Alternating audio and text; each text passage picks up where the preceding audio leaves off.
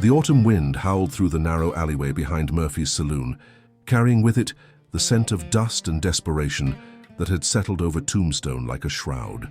9-year-old Sarah May clutched her torn calico dress closer to her thin frame, her bare feet bleeding from the sharp rocks that littered the ground. The flickering light from the saloon's back window cast dancing shadows across her dirt-streaked face, revealing eyes far too old for someone who had barely seen a decade of life. She pressed herself against the weathered wooden wall, listening to the raucous laughter and piano music that drifted from within. Her mama was in there somewhere, and Sarah May knew she was running out of time. 3 days had passed since her mother, Belle, had taken to her bed with the fever that had been claiming lives throughout the territory. The town doctor had shaken his head gravely, muttering about consumption and the harsh realities of frontier life. Sarah May had watched helplessly as her mother's breathing grew more labored with each passing hour, her once vibrant eyes now dulled with pain and resignation. The other women at Murphy's had whispered among themselves, their painted faces creased with worry, but none had the money for proper medicine or the means to help. Sarah May knew that if she didn't find help soon, she would be truly alone in this unforgiving world. The sound of approaching hoofbeats made her shrink further into the shadows, her heart hammering against her ribs like a caged bird. Through the swirling dust of the main street, she could make out the silhouette of a man on horseback, his broad shoulders and confident posture marking him as someone of importance. The horse was magnificent, a chestnut stallion that gleamed even in the dim moonlight, its saddle adorned with silver that caught the light from the saloon windows. As the rider drew closer, Sarah May could see the fine cut of his coat and the glint of a gold watch chain across his vest. This was no ordinary cowhand or drifter. This was a man of means, perhaps her only hope.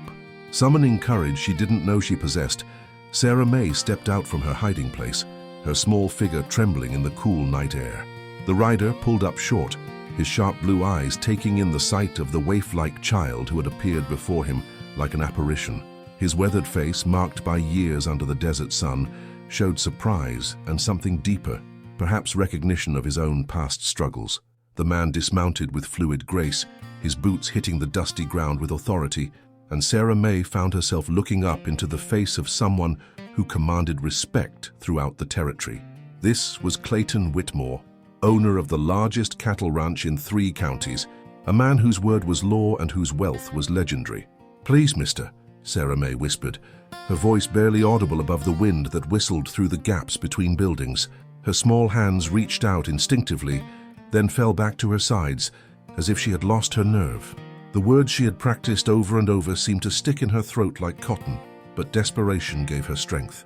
She thought of her mama lying in that cramped room upstairs, growing weaker with each breath, and the words finally came tumbling out. "Can you save my mama?" she asked, her voice cracking with emotion and hope. The question hung in the air between them like a prayer, and Sarah May held her breath, waiting for an answer that would determine her fate. Clayton studied the child before him, taking in her obvious poverty, and the desperation that radiated from her small frame like heat from a forge. He had seen countless hardships during his years on the frontier, had witnessed the cruel indifference of a land that showed no mercy to the weak or unprepared. Yet something about this girl's quiet dignity, the way she stood straight despite her fear, reminded him of his own sister, who had died young in similar circumstances. The memory stirred something in his chest that he had thought long buried beneath years of business dealings and the necessary hardness of frontier life. He knelt down to her level, his expensive clothes heedless of the dust and grime. "What's your name, child?" Clayton asked, his voice gentler than Sarah May had expected from such an imposing figure.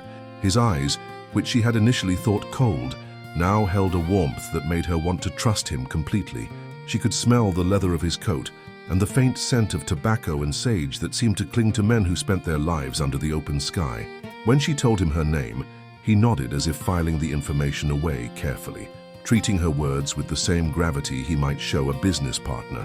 "And tell me about your mama," he continued, settling back on his heels with the patience of a man accustomed to listening to the concerns of those who worked his vast holdings. Through halting words and occasional tears, Sarah May told him everything about the fever, about the doctor's grim prognosis, about the lack of money for medicine or proper care. She spoke of her mother's gentle nature, how Belle had always tried to shield her from the harsh realities of their life at Murphy's establishment. The child's voice grew stronger as she talked, as if finally having someone listen gave her courage she hadn't known she possessed. Clayton listened without interruption, his expression growing more thoughtful with each detail, occasionally asking a question that showed he was paying careful attention. When she finished, silence settled between them like dust after a cavalry charge. The rancher stood slowly, his mind already working through possibilities and plans, with the efficiency that had made him one of the most successful men in the territory. He had built his empire through careful calculation and strategic thinking, but something about this moment called for a different kind of decision, one based on instinct rather than profit margins. Sarah May watched his face anxiously, searching for any sign of what he might do. Her small hands clasped so tightly, her knuckles showed white in the moonlight. The sounds from the saloon seemed to fade into the background as they faced each other in that dusty alleyway, two people from vastly different worlds, connected by a moment of desperate need. "Come with me, Sarah May," Clayton said finally, extending his hand toward her with a decisiveness that brooked no argument.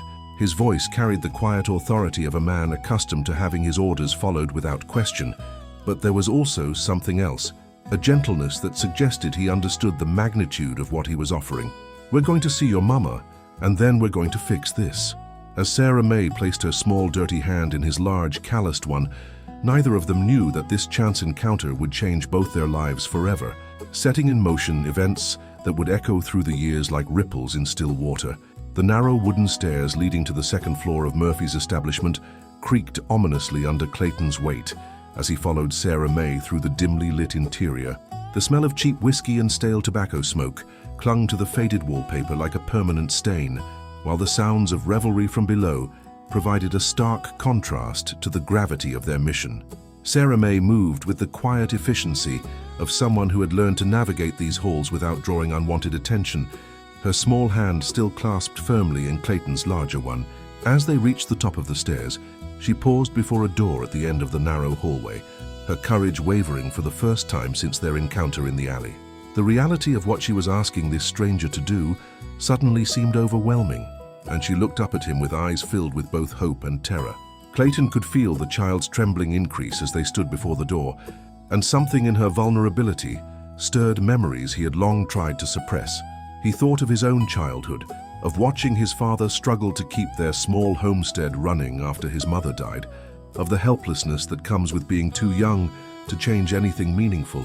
The parallels weren't exact, but the emotions were familiar enough to make his chest tighten with an old familiar ache. When Sarah May finally pushed open the door, the sight that greeted them confirmed his worst fears about what they might find. The small room was barely larger than a closet, furnished with only a narrow bed, a washstand, and a single chair that had seen better days. Belle Morrison lay propped against pillows that had long since lost their fluffiness, her face pale and drawn with illness that had clearly progressed beyond the early stages. Her breathing was shallow and labored, each breath seeming to require tremendous effort, while beads of perspiration dotted her forehead despite the cool evening air. She was younger than Clayton had expected, probably no more than 25, with honey-colored hair that had lost its luster and eyes that held the same quiet dignity he had recognized in her daughter. When she saw Sarah May enter with a stranger, confusion flickered across her features, followed by a spark of protective instinct that made her try to sit up straighter. "Sarah May, honey, who is this gentleman?" Belle asked, her voice barely above a whisper but still carrying the gentle authority of motherhood. "Mama, this is Mr. Whitmore," Sarah May said, rushing to her mother's bedside with an urgency that spoke volumes about their close bond. Clayton removed his hat respectfully, his keen eyes taking in the sparse surroundings and the obvious poverty that surrounded them like a second skin. He could see intelligence in Belle's fevered gaze, along with the fierce love of a mother who had clearly done everything in her power to protect her child from their harsh circumstances. The room itself told a story of desperate economy, clothes carefully mended multiple times, a few precious belongings kept with religious care, and the unmistakable signs of someone who had been fighting a losing battle for quite some time. Yet despite the obvious destitution, there was a cleanliness and order that spoke of personal dignity, maintained against overwhelming odds. "Ma'am," Clayton said, his voice carrying the respectful tone he would use with any lady, regardless of her station in life. He moved closer to the bed, but maintained a respectful distance, his hat held loosely in his hands as he studied her condition with the practiced eye of someone who had dealt with illness on the frontier. Belle's eyes followed his movements with wary intelligence, clearly wondering what business a man of his obvious wealth and position could possibly have with her and her daughter. The tension in the small room was palpable as mother and child waited for him to explain his presence, while Clayton found himself measuring his words carefully. This was not a conversation he had ever expected to have, yet somehow it felt like the most important business negotiation of his life. "Your daughter tells me you're feeling poorly," Clayton continued, settling into the single chair with careful deliberation. His presence seemed to fill the small space, bringing with it an aura of competence and authority that had been noticeably absent from their desperate situation. Belle's eyes moved between him and Sarah May, trying to piece together how they had come to meet and what it might mean for their precarious future. Clayton could see the questions forming in her expression, along with the natural caution of a woman who had learned to be wary of men's motives. "I'd like to help, if you'll allow me," he said simply, the words carrying more weight than any elaborate speech might have managed. Belle studied him for a long moment, her maternal instincts clearly warring with her desperate need for assistance that she knew she couldn't afford to refuse. Clayton met her gaze steadily, understanding that this moment of evaluation was crucial, not just for her but for Sarah May's future as well. He could see the intelligence behind her fever-bright eyes, the careful way she was weighing his offer against whatever alternatives might be available to her. "I don't understand why you would want to help us," Belle said finally, her voice gaining strength from the directness of the conversation. "We're not the kind of people who usually attract the attention of men like you." The statement wasn't accusatory, merely observational, but it carried with it years of hard-earned wisdom about the realities of their social position. "Maybe not," Clayton acknowledged, his own gaze never wavering from hers. He could feel Sarah May watching both of them intently, her small face tight with concentration as she tried to follow the adult conversation that would determine her fate. "But your daughter has courage that would put most grown men to shame, and that tells me something about the woman who raised her." The compliment brought a flush to Belle's pale cheeks, the first sign of color Clayton had seen since entering the room.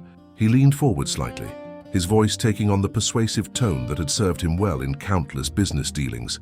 "I've got money, Mrs. Morrison, and you've got a problem that money can solve. Seems to me we might be able to help each other." The proposition hung in the air between them, like smoke from a campfire, carrying with it implications that none of them fully understood yet. Belle's breathing seemed to grow even more labored as she contemplated what accepting his help might mean, while Sarah May looked between them with an expression of desperate hope tempered by the caution her mother had instilled in her. Clayton found himself remembering another sick woman from his past, another moment when he had been too young and too powerless to make a difference. This time would be different. This time he had the resources to act, and by God, he was going to use them. The silence stretched on, broken only by the distant sounds of the saloon below and Belle's increasingly difficult breathing. "What would you want in return?" Belle asked finally, the question that had been hovering unspoken since Clayton first made his offer. Her voice carried the weariness of someone who had learned that nothing in life came without a price, especially for people in their position. Sarah May's grip on her mother's hand tightened visibly, and Clayton could see the child holding her breath as she waited for his answer. The rancher considered his response carefully, knowing that his next words would either seal their tentative alliance or destroy it entirely. Outside, a coyote howled in the distance, the sound serving as a reminder of just how wild and unforgiving this territory could be for those without protection or resources.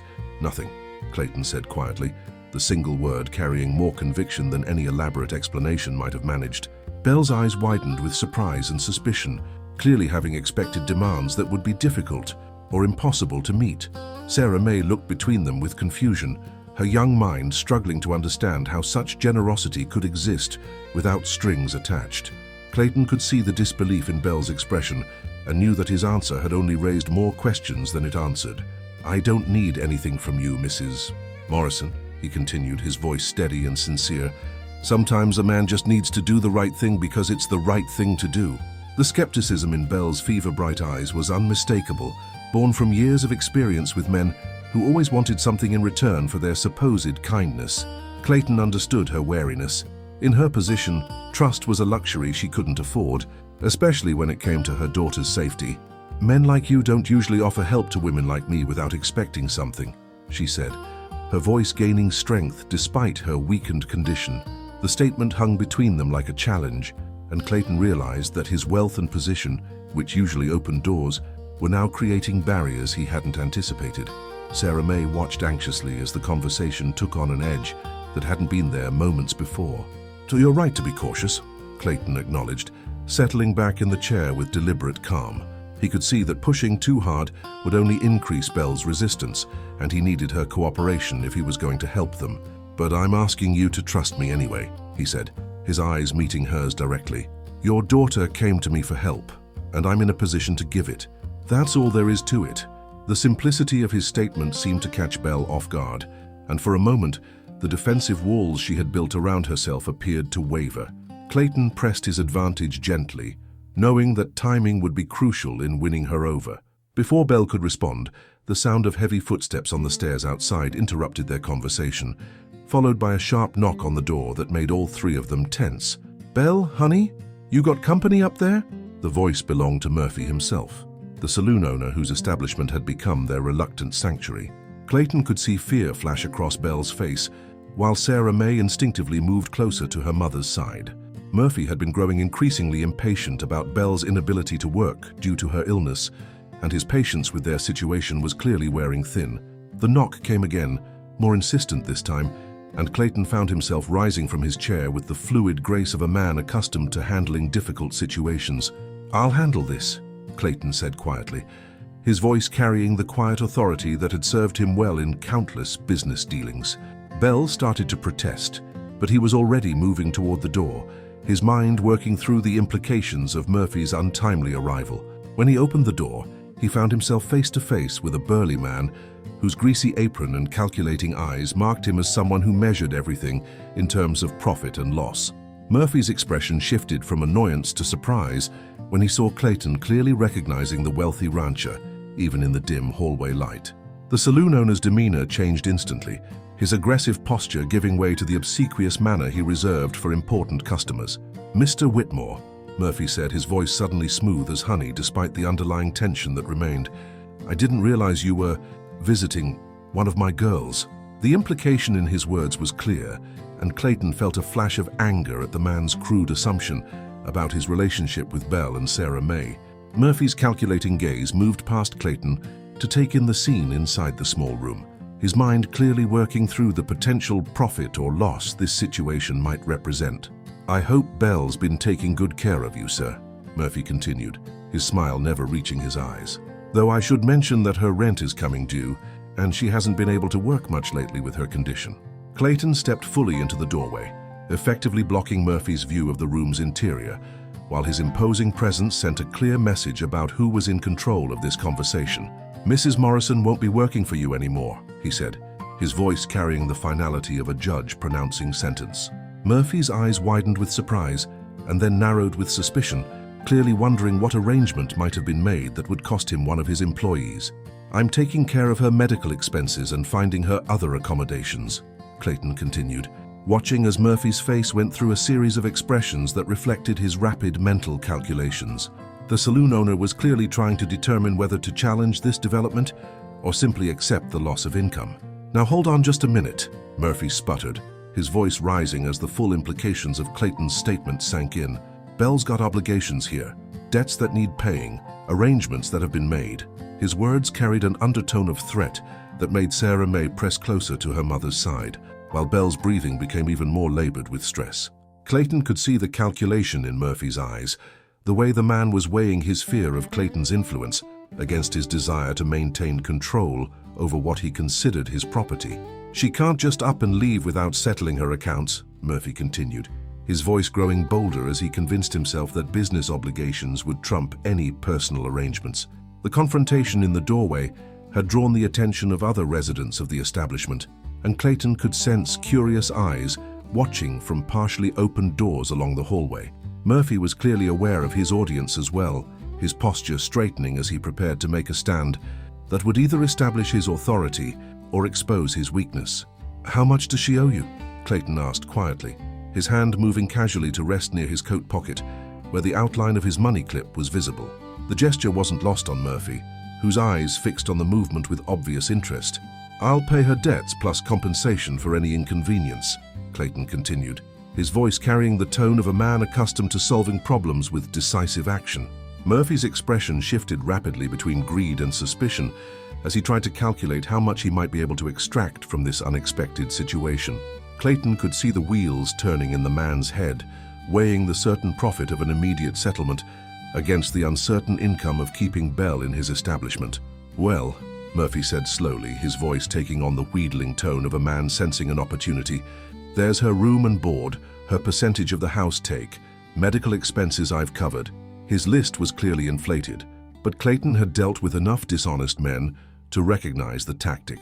The real question was how much of a fight Murphy was prepared to make over what was essentially a business transaction dressed up in moral indignation.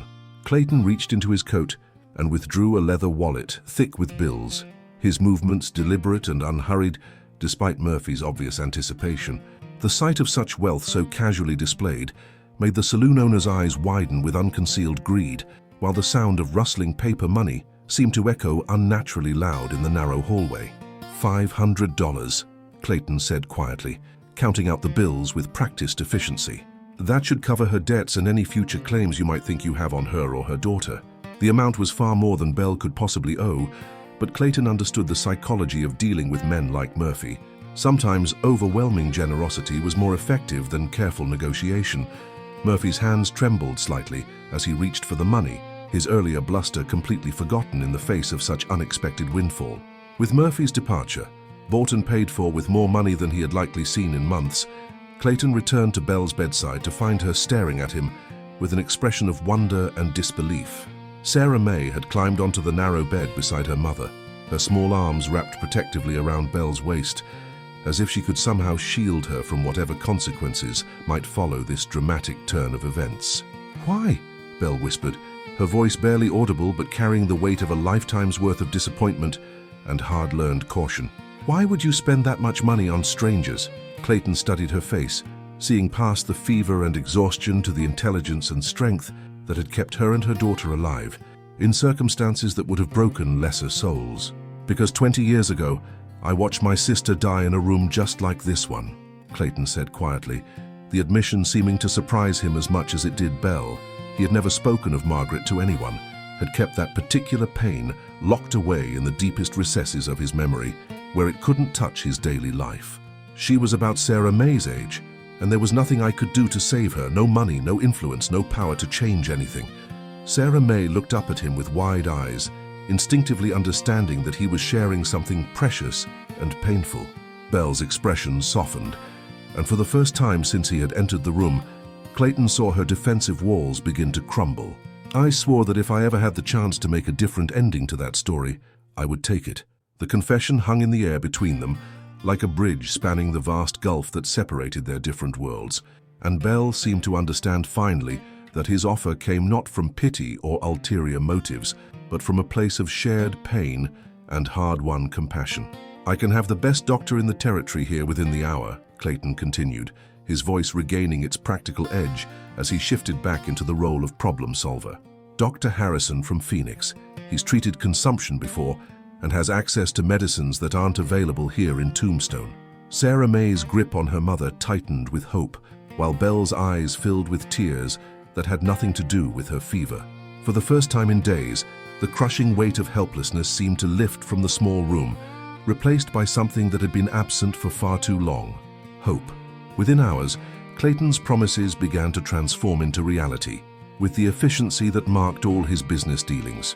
Dr. Harrison arrived on horseback, his medical bag packed with supplies that represented the cutting edge of frontier medicine, while a wagon waited outside to transport Belle to more suitable accommodations at the town's only respectable hotel.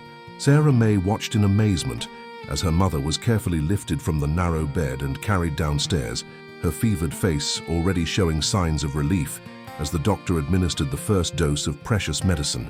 The transformation from their desperate circumstances to this sudden abundance of care seemed almost magical to the young girl, who had learned to expect little from life beyond hardship and disappointment.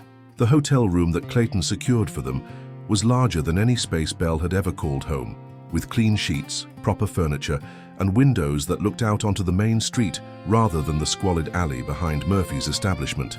Sarah May explored every corner with wide-eyed wonder, running her fingers along surfaces that weren't scarred or stained.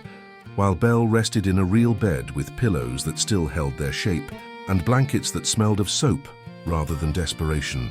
Dr. Harrison worked with quiet competence, his treatments showing almost immediate results as Belle's breathing began to ease and her fever started to break. Clayton stayed nearby, not intruding but present enough to ensure that nothing was lacking in their care, his watchful presence providing a sense of security that neither mother nor daughter had experienced in years. As the days passed and Belle's strength gradually returned, the three of them began to form an unlikely family, bound together by circumstance and choice rather than blood. Clayton found himself drawn into their daily routines, sharing meals and conversation with an ease that surprised him after years of carefully maintained solitude. Sarah May, initially shy around the imposing rancher, began to bloom under his attention, her natural intelligence and curiosity emerging as she realized that learning and questions were welcomed rather than dismissed. Belle watched these interactions with wonder, seeing her daughter respond to stable masculine presence in ways that highlighted how much they had both been missing. The hotel room became a sanctuary, where healing happened on multiple levels, physical and emotional wounds beginning to close after years of remaining open and raw. The revelation of Clayton's true intentions came gradually, emerging through casual conversations and observed actions rather than any formal announcement. He spoke of his ranch, of the good life that could be built there for those willing to work hard and contribute to something larger than themselves. Belle began to understand that his rescue of them had been more than charitable impulse. It had been the beginning of an offer that would change their lives permanently if they chose to accept it. "I need someone to manage the house," he said one evening as they sat together watching Sarah May play with a doll he had bought her, the first toy she had ever owned. "Someone with intelligence and dignity who understands what it means to build something worthwhile." The offer was carefully couched in practical terms, but Belle heard the deeper invitation beneath his words. The decision, when it came, felt less like a choice than a natural progression toward a future that had seemed impossible just weeks before. Sarah May had already begun calling Clayton Papa Clayton with the casual acceptance of childhood, while Belle found herself imagining a life where fear and desperation were replaced by security and purpose. On the day they left Tombstone for Clayton's ranch, Sarah May looked back at Murphy's saloon one final time, her small face serious as she contemplated the distance they had traveled, not just in miles, but in the fundamental circumstances of their existence. "Mama," she said quietly as their wagon rolled toward the horizon, "do you think other little girls will find their Papa Clayton too?" Belle squeezed her daughter's hand, understanding that they had been part of something larger than rescue. They had been part of redemption, both given and received. Years later, when Sarah May had grown into a confident young woman educated in the finest schools, and Belle had become the respected matriarch of the Whitmore household, they would still speak of that night in the alley behind Murphy's saloon. The desperate whisper, "Can you save my mama?" had indeed changed everything, creating ripples that extended far beyond that single moment of desperate need. Clayton's ranch became known throughout the territory, not just for its success, but for its owner's quiet generosity toward those who needed a second chance, a reputation that started with a small girl's courage and a lonely man's recognition that saving others sometimes means saving yourself. The question that had begun their story together, "Can you save my mama?" had found its answer not in a single act of rescue, but in the daily choice to build something better together, one day at a time.